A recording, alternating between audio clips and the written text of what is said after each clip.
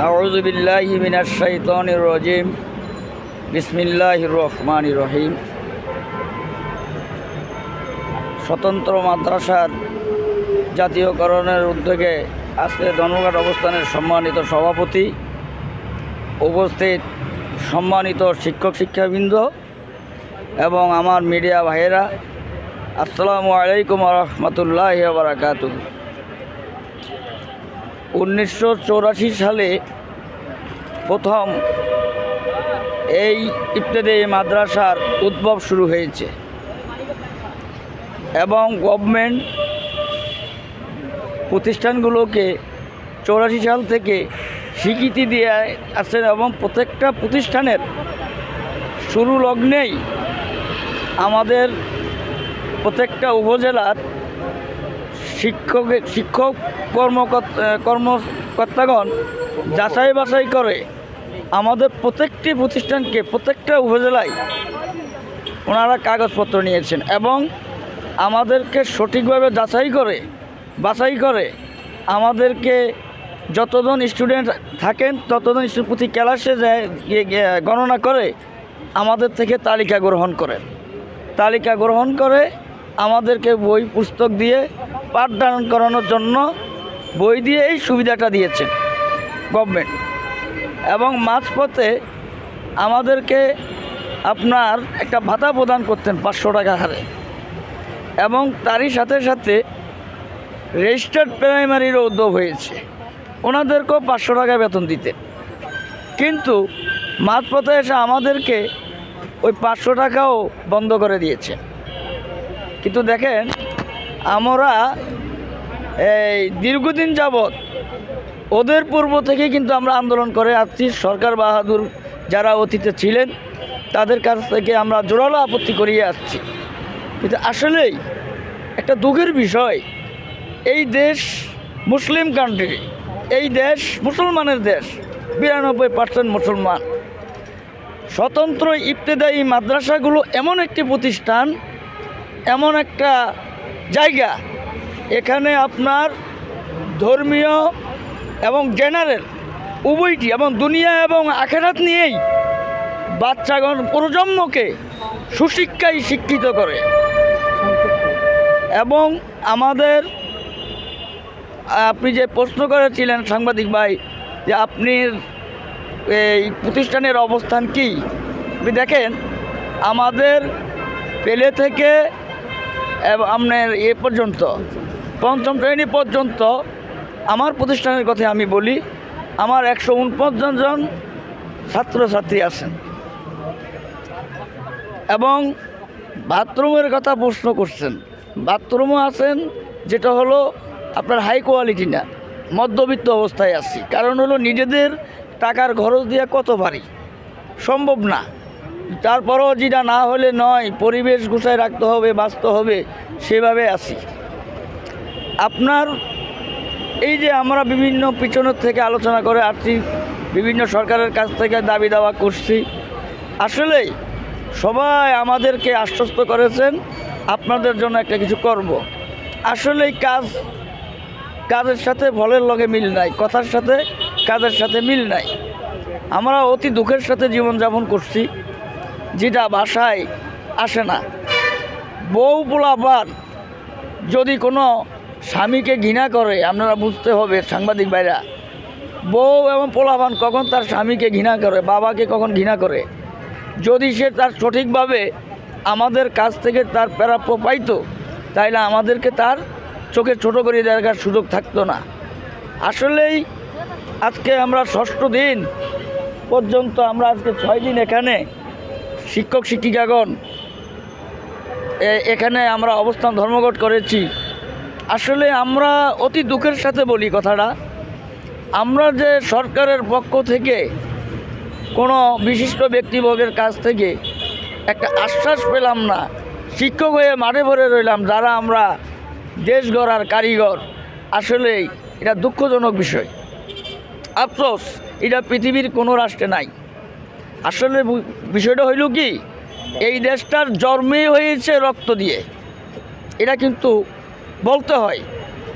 রক্ত না যাইলে কোনো প্রতিফলনও হয় না। এটা হলো সেই দেশ যেটা 71 হয়েছে, তার 91-তে হয়েছে, তারপরে আপনার 2024 সনে হয়েছে। এটা প্রমাণ। এখন আমরা শিক্ষকগণ পিঠ দেয়ালে ঠেকে গেছে ইবতেদায়ী মাদ্রাসাগুলোর। আমরা এমন করুণ অবস্থায় আছি, আমাদের ছেলে মেয়ে নিয়ে জীবনযাপন করাটা অনেক কঠিন, অনেক কষ্টকর, যা আপনার সমাজও বলতে পারি না, লজ্জায় কোনো জায়গায় যাই কথা বলে দাঁড়াতে পারি না, অনেক লজ্জা। কি বলবো আপনাদের সামনে কথা বলতে আমার লজ্জা হয়। আমরা এত কষ্টে আছি, কারো কাছে বলতে পারি না দুঃখের কথাটা। নাই, আমি অনেক অসুস্থ। গত পরশুদিন ঢাকা হাসপাতালে ভর্তি ছিলাম, ঢাকা মেডিকেলে। এখন এই জায়গায় আসছি, তাও শোয়া ছিলাম, অনেক অসুস্থ।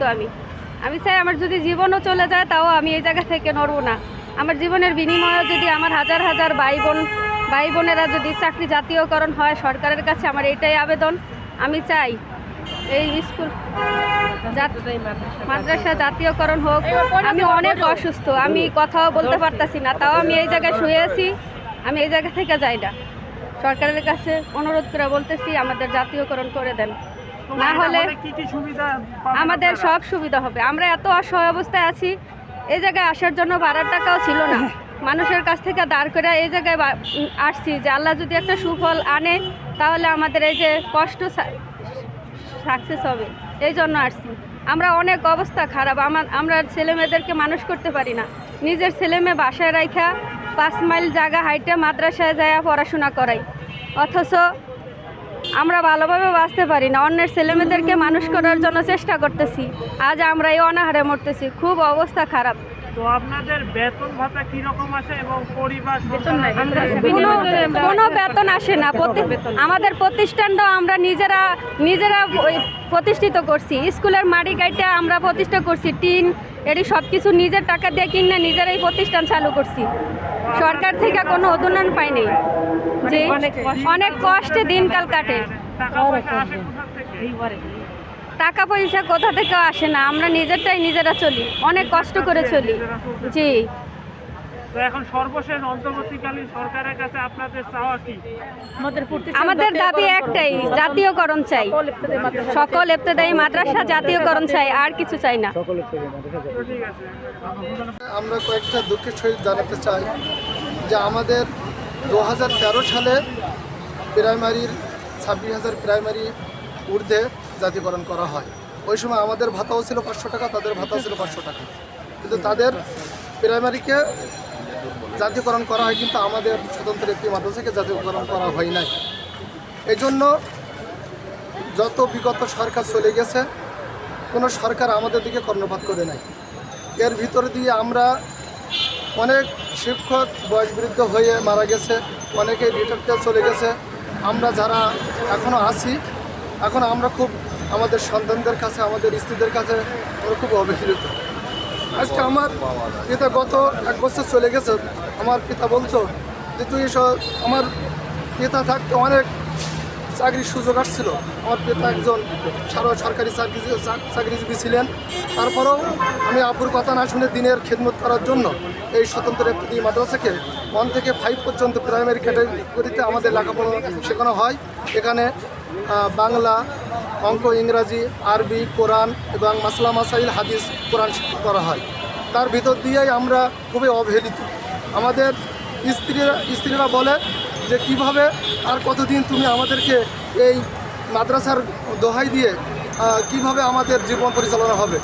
আমাদের সন্তানেরা এখন মাদ্রাসায় পড়তে শিখেছে, স্কুল কলেজে যেতে শিখেছে, কিন্তু তারপরও আমরা খরচ না দিয়ে আমরা এতিমখানায় আমরা পড়াতে বাধ্য হয়েছি। কেননা আমরা সুন্দরভাবে লেখাপড়া করতে গিয়ে, বাচ্চাদের লেখাপড়া সুন্দরভাবে শেখাতে গিয়ে, ডক্টরেট ইঞ্জিনিয়ার বানাতে গিয়ে, ভালো মাদ্রাসায় পড়াতে গিয়ে, আরবি গ্রামার, ইংরাজি গ্রামার শেখাতে গিয়ে আমরা খরচ দিতে পারবো না বলে আমরা এতিমখানায় আমরা পড়াচ্ছি।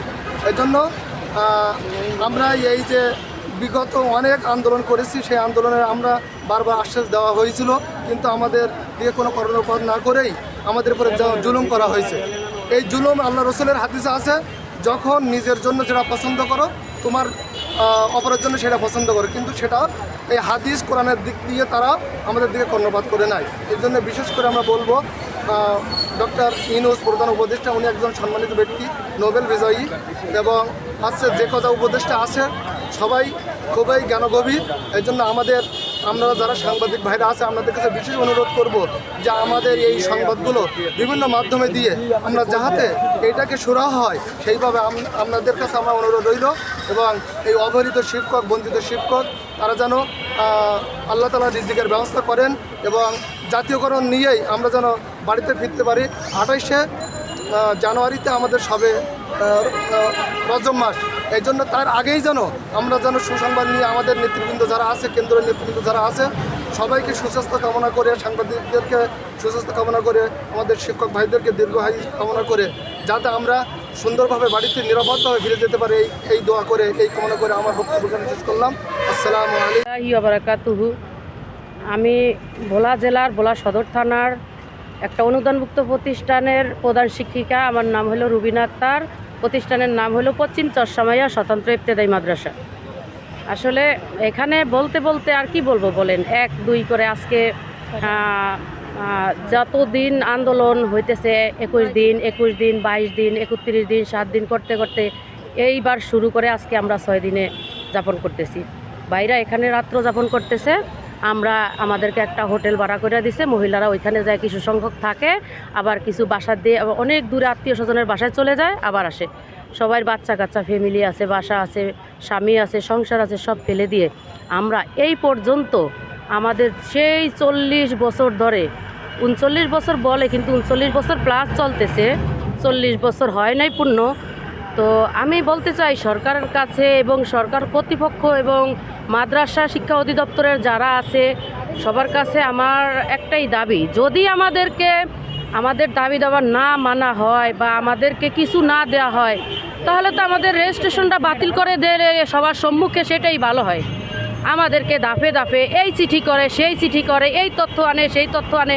আমি একজন উপজেলার সভাপতি, আমার উপজেলাতে আমি যেটা ফেস করতেছি, একটা উপজেলায় যেমন একটা তথ্য দিলে মাধ্যমিক অফিস, প্রাথমিক অফিস, এসিলেন্ট অফিস, টিউনো অফিস ঘুরতে ঘুরতে ঘুরতে হাড় ক্ষয় হইয়া পাতলা হইয়া যায় পায়ের পাতা। কেন আমাদের এই কষ্ট দিচ্ছেন বলেন? যদি আমাদেরকে না দেওয়া হয় তাহলে এত তথ্য নেওয়ার কি দরকার আছে, এত কষ্ট দেওয়ার কি দরকার আছে? আমরা তো গরিব কিন্তু আমরা শিক্ষিত, আমরা জাতি গড়ার কারিগর। আমরা ভবিষ্যৎ প্রজন্মকে এভাবে গড়তে পারি দুনিয়া ও আখেরাত নিয়া। স্কুলে তো প্রাইমারি লেভেলটা হইল, প্রাইমারি লেভেলে যারা পড়ায় তারা ইউনিভার্সিটি, কলেজ এই নিয়ে। আর আমরা মাদ্রাসার যেমন মাদ্রাসায় আমাদের 6টা বই, আরবিও আছে, মাদ্রাসায় 8টা বই, প্রাইমারির হইল 6টা বই, 5-এ আমরা পড়াই 8টা বই, পাশাপাশি জেনারেল শিক্ষা এবং আরবি শিক্ষা 2টা দেই। আমাদের ছেলেমেয়েদেরকে আমরা শিক্ষা দেই পৃথিবীতে আসার পরেই মুখে কালেমা নিয়ে তারা জন্ম হয়, কানে আজান নিয়ে আমরা সেই দিকগুলা তুলে ধরি। বিগত দিনের সরকারেরা চাচ্ছিল না আমার মনে হয়, যেটা তার জন্য আমরা এত ভুক্তভোগী। আর এখনকার সরকার যেটা বলেছে যে আমি ইসলামিক রাষ্ট্র চাই, তো আমরা তো সেই পথে আছি, তাইলে আমাদের দাবি দাবা তো মানা উচিত। আমাদের তো আর কষ্ট দেওয়ার দরকার নেই। আমরা এই যে 6টা দিন এখানে বাইরা কুয়াশার ভিতরে, আমরা ধুলার ভিতরে, আমার সাইনোসাইটিস কালকে রাত্রে আমার গলা দিয়া অনেকগুলা ব্লাড বের হয়েছে, এই ধুলাগুলা আমার নাকে যায় প্রত্যেক দিন। আসলে মরবো আমরা, এমন নাসর বান্দা। এখন আমাদের দেয়ালে তো পিঠ ঠেকে গেছে, যেটা সত্যি কথা। আমাদের কিছুক্ষণ আগে সাংবাদিক সম্মেলন হয়েছে, আমাদের বাস্তবায়ন কমিটির সভাপতি যেটা বলছিল আসলে আমরা সেটাই করব। আমরা মাঠে আছি, মাঠে থাকবো। আমরা পিছনের দিকে আর যাইতে পারতেছি না, আর যাবও না। হয়তো বাঁচন, নয়তো জাতীয়করণ না দেওয়া পর্যন্ত আমাদের মাঠ তো ছাড়বই না। আমরা আগামী 26 তারিখে রবিবার আমাদের স্বতন্ত্র ইবতেদায়ী মাদ্রাসার গণজোয়ার নামবে।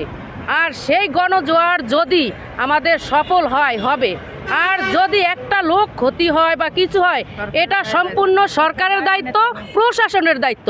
আমি আমার বক্তব্যে শুধুমাত্র একটি কথাই বলতে চাই, আমাদের মাদ্রাসা জাতীয়করণ না হওয়া পর্যন্ত আমরা মাঠ ছাড়ব না।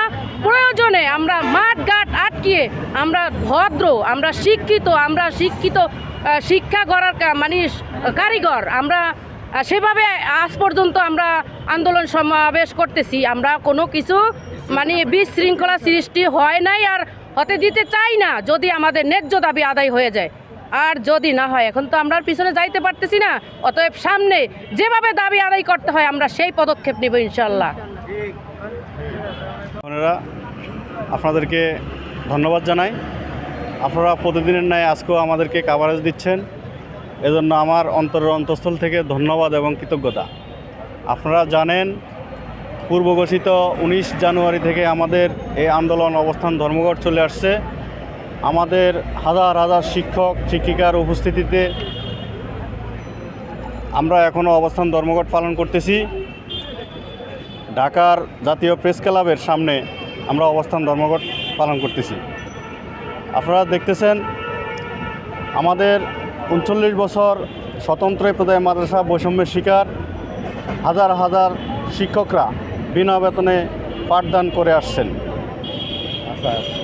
পৃথিবীর এমন কোনো রাষ্ট্র নাই যে চাকরি আছে বেতন নাই। শুধু একটা সেক্টরই বাংলাদেশের মধ্যে, সেটা হচ্ছে স্বতন্ত্র ইবতেদায়ী মাদ্রাসা। অবহেলিত শিক্ষক সমাজ, যে শিক্ষক আমাদের কোমলমতি শিশুদের শিক্ষাদান করেন, তাদেরকে আজকে 39 বছর যাবৎ বৈষম্য রেখেছে বিগত সরকার। আমি ধিক্কার জানাই যারা বিভিন্ন প্রলোভন দেখিয়ে আশ্বাস দিয়ে যারা রেখেছেন তাদেরকে, এবং অন্তর্বর্তীকালীন সরকারের দৃষ্টি আকর্ষণ করছি এবং প্রধান উপদেষ্টা, শিক্ষা প্রধান উপদেষ্টার দৃষ্টি আকর্ষণ করছি। আমাদের যে ন্যায্য দাবি 39 বছর যাবৎ আমরা রাজপথে কথা বলে আসছি জাতীয়করণের উদ্দেশ্যে, সে জাতীয়করণ অনতিবিলম্বে ঘোষণা দিয়ে আমাদেরকে মুক্ত করুন। তা না হলে আমাদের কঠোর আন্দোলনের মাধ্যমে আমরা আমাদের দাবি আদায় করব। আপনারা জানেন, এই বাংলাদেশ স্বাধীন হয়েছে লাখো কোটি শহীদের বিনিময়ে। বাঙালি জাতি রাজপথে রক্ত দিতে জানে, মৃত্যুবরণ করতে পারে, গুলি খেতে পারে। সেই সূত্রে আমি বলবো, বাংলাদেশ স্বতন্ত্র ইবতেদায়ী মাদ্রাসা শিক্ষক সমাজ, শিক্ষকরা জীবন দিতে দ্বিধাবোধ করবে না। আমি প্রধান উপদেষ্টা দৃষ্টি আকর্ষণ করছি, আমরা 26 তারিখ রোববার আমাদের নেতৃবৃন্দরা যে ঘোষণা দিয়েছেন প্রধান উপদেষ্টা বরাবর আমরা স্মারকলিপি প্রদানের উদ্দেশ্যে জাতীয় প্রেস ক্লাবের থেকে আমরা পদযাত্রা শুরু করব। এরপরেও যদি কোনো কর্ণপাত না করে মাননীয় প্রধান উপদেষ্টা, তাহলে আমাদের নেতৃবৃন্দর মাধ্যমে আমরা কঠোর আন্দোলনের ঘোষণা দিয়ে আমরা মাঠে নেমে দাবি আদায়ের লক্ষ্যে যাই কিছু করা লাগে আমরা তাই করতে প্রস্তুত। এই বলে আমি আমার বক্তব্য শেষ করছি। মোহাম্মদ মাকসুদুর রহমান, প্রধান শিক্ষক, আব্দুল মতিন শাহ, স্বতন্ত্র ইবতেদায়ী মাদ্রাসা। ফাহিমা আক্তার, আমি বরগুনা সদর থেকে আসছি, বরিশাল বিভাগ। আমাদের আজকের 6 দিন যাবৎ ধর্মঘট চলছে। আমরা হলাম নারী মানুষ, আমাদের থাকার দরকার পর্দা সহকারে আমাদের মাদ্রাসা চালানো বা শিক্ষা পাঠদান করা। কিন্তু আমরা কেন আজকের এই প্রেস ক্লাবের সামনে আপনাদের মা বোন হয়ে পড়ে আছি আজকের দীর্ঘ 6টা দিন যাবৎ? জানি না আমাদের সরকার বাহাদুর, সে কি আমাদের গার্ডিয়ান না? সে কি আমাদের অভিভাবক না? আমরা কি বাংলাদেশের নাগরিক নয়? আমরা কেন এই প্রেস ক্লাবের সামনে পড়ে আছি জানি না। আজকের দীর্ঘ 6 দিন আমরা খাইয়া না খাইয়া এই কুয়াশার ভিতরে আমাদের ভাইরা, আমরা বোনেরা সকলে মিলে এখানে থাকি, বা আমরা এই ধর্মঘট চালানের রীতে আছি। যতক্ষণে সে আমাদেরকে সাড়া না দেবে ততক্ষণ আমরা এখানেই থাকব আর এই ধর্মঘট চালাইয়ে যাব, যাতে সে আসে আমাদেরকে জাতীয়করণের ঘোষণা দেয়। সে কি তার সে অভিভাবক হইয়া আমাদেরকে কি একটু ছাড়া দিতে পারে না? একই মায়ের একই বাবার 2টা সন্তান, এক সন্তান সে পোলাও মাংস খায়, আর এক সন্তান আজকের এই না খাইয়ে এই প্রেস ক্লাবের সামনে গড়াগড়ি ভাই, এটার অর্থ হলো একই সাথে প্রাইমারি এবং ইবতেদায়ী মাদ্রাসায় একই সাথে 500 টাকা সম্মানী দিত, বেতন দিত। কিন্তু আজকের প্রাইমারি প্রতিষ্ঠানগুলো সব জাতীয়করণ করে নিয়েছে। আর আমাদের মাদ্রাসাগুলো, স্বতন্ত্র ইবতেদায়ী মাদ্রাসাগুলো আজও পড়ে আছে। জানি না কেন, সে মাদ্রাসাকে কি পছন্দ করে না, নাকি সে ধর্ম ব্যক্তি না, কেন সে এইগুলো পছন্দ করে না। আর আমার পরিবারের সমস্যাগুলো হলো আমি একটু তুলে ধরতে চাই। আমার বাবা সে এই স্বতন্ত্র ইবতেদায়ী মাদ্রাসার শিক্ষক ছিল, প্রধান শিক্ষক। আমার বাড়িতেই মাদ্রাসা ছিল। তখন আমার বাবা এই শিক্ষক হিসাবে সব কিছু করিয়া এই জায়গায় আসে, এই রাজপথে দাঁড়াইয়া সে মারা গেছে আজকের দীর্ঘ 8 বছর। তখন আমার বাবা দাবি করে গেছে যে মা তুমি ফাজল পাস করছো, কামেলে তখন আমি লেখাপড়া করি, এই কলেজ দিয়ে বিএ পাস করছি, তাহলে তোমার কাছে আমার একটাই অনুরোধ, তুমি এই আমার মাদ্রাসার হালটা ধরে রাখবা। এই জন্য আমি অন্য কোথাও চাকরিও নেই না, যে আজ হোক কাল হোক আমাদের মাদ্রাসার জাতীয়করণ হবে। আর আমার পার্শ্ববর্তী এক আপা প্রাইমারিতে চাকরি করে, তার মেয়ে সায়েন্স নিয়ে পড়ে, সে প্রত্যেকটা সাবজেক্ট 1000 টাকা দিয়ে পড়ে প্রাইভেট। আর আমার মেয়ে সায়েন্স নিয়ে পড়ে, একটা সাবজেক্টও প্রাইভেট পড়াইতে পারতেছি না। কেন? আমার মেয়ে বলে মা তুমি কি শিক্ষক? জানি না, তুমি শুধু শিক্ষকই পরিচয় দিয়ে যাও, কিন্তু আমাকে কোনো দাবি দায় তুমি পালন করতে পারো না। মা আমাকে কষ্ট লাগে শিক্ষক পরিচয় দিতে তোমাকে। আমরা তুচ্ছার মতো হয়ে গেছি পরিবারে, যে এতদিন তোমরা আজকের দীর্ঘ 40টা বছর এই স্বতন্ত্র ইবতেদায়ী মাদ্রাসার পিছনে আমার বাবা লেগে আছে, আমি লেগে আছি, কিন্তু আমাদের পরিবারে খুব তুচ্ছার মতো দেখে। আমি বলি, আমি কি বলবো বলতে পারতেছি না। আমি বলি সরকার বাহাদুরকে আমাদের স্বতন্ত্র ইবতেদায়ী মাদ্রাসাগুলো যাতে জাতীয়করণের ঘোষণা দিয়া আমাদেরকে এখান থেকে সসম্মানে উঠিয়ে দেয়, এই বলে আমার বক্তৃতা শেষ করলাম। আসসালামু আলাইকুম। আমার স্বতন্ত্র ইবতেদায়ী মাদ্রাসার দিল্লা নীলফামারী প্রধান শিক্ষক, জোরে বলেন, বলছেন আমার জোরে বলেন। প্রধান শিক্ষক। আমি বিগত 99 সালে এই প্রতিষ্ঠানে ঢুকেছি। আমার 26 বছর অতিবাহিত হয়ে যাচ্ছে, কিন্তু এ যাবতও আমরা বিলের কোনো সন্ধান পাইনি। আমরা শত চেষ্টা করে খালেদা হাসিনা সময় আমরা বেমাতা সুলভ আচরণ পেয়েছি। প্রাইমারি স্কুল ওরা ওদের নিজস্ব সন্তান, কিন্তু ইবতেদায়ী মাদ্রাসা ওদের সতীনের সন্তান ভেবে আমাদেরকে বিলের আওতাভুক্ত করেনি। এখন বর্তমান বৈষম্য বিরোধী ছাত্র আন্দোলনের মাধ্যমে বর্তমান ডক্টর ইউনূস উনি একজন সম্মানিত ব্যক্তি, ওনার কাছে আমাদের ন্যায্য দাবি আদায়ের জন্য এই মাঠে আজকে 6 দিন যাবত অবস্থান ধর্মঘটে আছি। আমরা খুব কষ্টের মধ্যে, এই শীতের মধ্যে রাত্রি খুব কষ্টে জীবনযাপন করা হচ্ছে। এবং আমাদের আজকে সংবাদ সম্মেলন করে আমাদের ঊর্ধ্বতন কর্মকর্তা জানিয়ে দিলেন, আমাদের শনিবারের মধ্যে যদি কোনো একটা ব্যবস্থা না হয়, প্রধান উপদেষ্টার কার্যালয়ে পদযাত্রা করবেন। সেখানেও যদি আমাদের কোনো সুরাহা ব্যবস্থা না হয়, তাহলে আমরা এই জীবন নিয়ে বাড়ি ফিরে যাব না। আমরা দরকার হলে আবু সাইদের মতো বুঝতে দেব, রাস্তায় শুয়ে পড়ব, আমাদের উপর দিয়ে দরকার হলে গাড়ি চালিয়ে যাবে, কিন্তু আমরা জীবন বেঁচে থাকতে আমরা বাড়ি ফিরে যাব না। হইলে জাতীয়করণ, না হলে মরণ।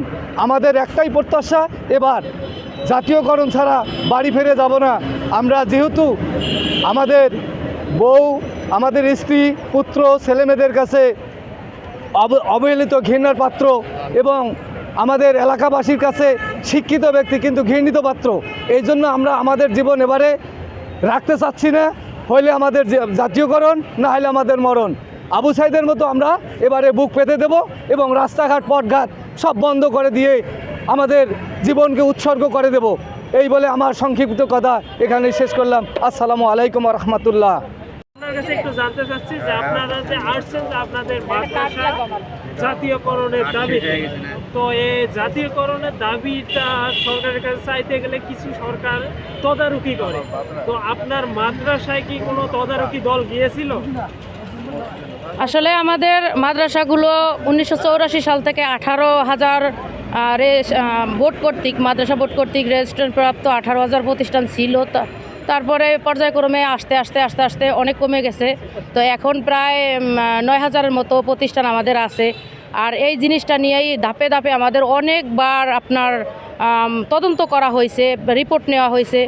তো পরে আপনার একটা তদারকি লাস্টে করলো, আমাদের দ্বারা হয় নাই, মানে 5টা কমিটির দ্বারা ওটা নিয়েছিল, মাধ্যমিক অফিস, প্রাথমিক অফিস এবং টিউন অফিস, তারপরে এসিলেন্ট অফিস। ওইখানে আপনার রেজিস্ট্রেশন হয়েছে 8,000 প্লাস 9,000-এর কাছাকাছি। তো এই প্রতিষ্ঠানগুলো আপনার মানে যে প্রাইমারি লেভেলে যা আছে আমাদের ঠিক তাই আছে।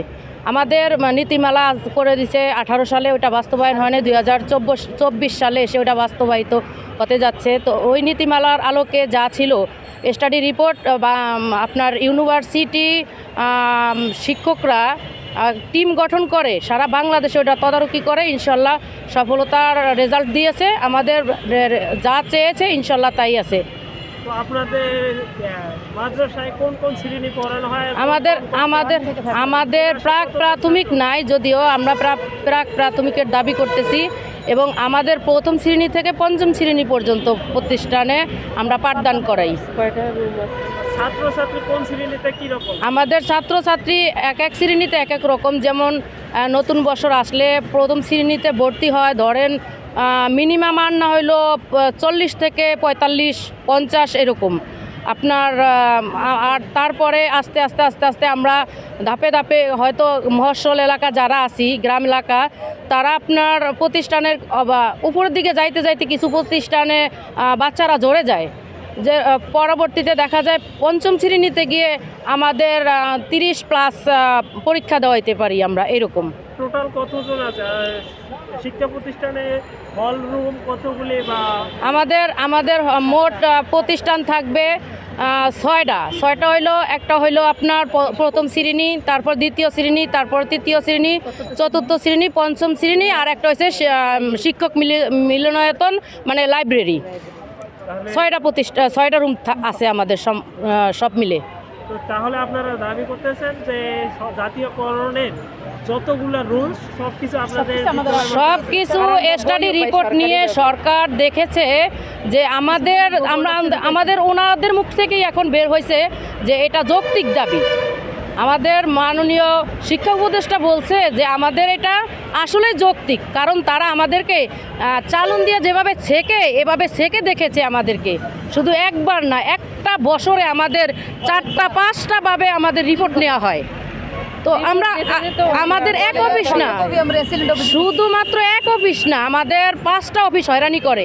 প্রাথমিক লেভেলে শুধুমাত্র প্রাথমিক আন্ডারে চলে যায়, আমাদের 5টা অফিস হয়রানি করতে হয়, তারপরে আমাদের রিপোর্ট দেওয়া হয়। এমন কোনো দিন আমরা হেরে যাই নাই যে আমরা ওই রিপোর্টগুলো সঠিকভাবে দিতে পারি নাই, কারণ আমরা চাচ্ছি প্রাইমারি লেভেলে যা আছে তার চাইতে আমরা ভালো পড়াই। কারণ প্রাইমারিতে আছে আপনার 1-এ 3টা বই, আর আমরা পড়াই 6টা বই, যেমন বাংলা, ইংলিশ, অঙ্ক, কোরআন, তারপরে আদরুসুল আরাবিয়া, তারপরে হচ্ছে ফিকা। এই 6টা বই আমরা 1 থেকে শুরু করি, তারপরে 1, তারপরে 2তেও 6টা, 3 থেকে আমাদের 8টা বই। তো এই 6 দিনের কর্মসূচিতে আপনারা কি সুফল পেলেন? 6 দিনের সুফল পাইছি শুধুমাত্র, তবে আমাদের একটাই মানে শান্তি দিতে পাচ্ছি, সেটা হচ্ছে আপনার বিগত দিনে সরকার থাকতে যেই মানে কেউ আমাদের কাছে আমাদের কথাগুলো কর্ণপাত করে নাই, এইবার উপর মহল থেকে সবাই আসছে। বিশেষ করে আমি যার কথা বললেই নয়, সেটা হইল নুরুল ইসলাম নূর। উনি আমার ছেলের মতো, তো ওনার সাথে আমরা কথা বলে এবং ওনার কাছে যেই কথাগুলো শুনতে পেরেছি আমরা একটু আশ্বস্ত হয়েছি যে আসলে আমাদের এই কথাগুলো সরকার মহলের কাছে পৌঁছাবে। তবে সরকার দল থেকে মাদ্রাসা শিক্ষা বোর্ড থেকে বা শিক্ষা বোর্ডের আওতায় কেউ এসে আমাদেরকে এমন কোনো আশ্বাস করেনি যাতে আমরা যে জাতীয়করণের আশা করতে পারি এবং এখানে আরও থেকে কিছু একটা সামনের দিকে এগোতে পারি। তবে আমরা তাতে মানছি না, আমরা নাসরবান্দা, আমরা যাব না। জাতীয়করণ এবং প্রাথমিকের মতো উপবৃত্তি সহ আমাদেরকে সর্ব সুবিধা প্রাইমারিতে যা আছে, মিড ডে, উপবৃত্তি, তারপরে বই তো দিতেছে সরকার, বই দিতেছে মানে খরাত দিয়ে দিতেছে, ধাক্কাইতেছে, বেতন দিতেছে না, বইটা দিতেছে, আমরা পড়াইতেছি এবং আমরা তার পাশাপাশি সব কিছু চাচ্ছি। সরকারি বই পেয়ে